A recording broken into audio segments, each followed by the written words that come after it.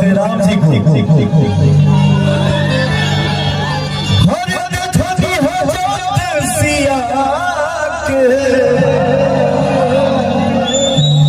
दिखानी हजात सिया के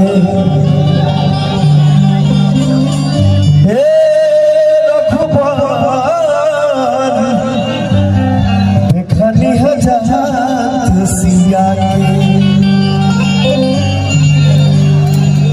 काम रहा पूछते रघुबर का कही हाल सिया के काम हाल पूछते रघुबर का कही हाल सिया के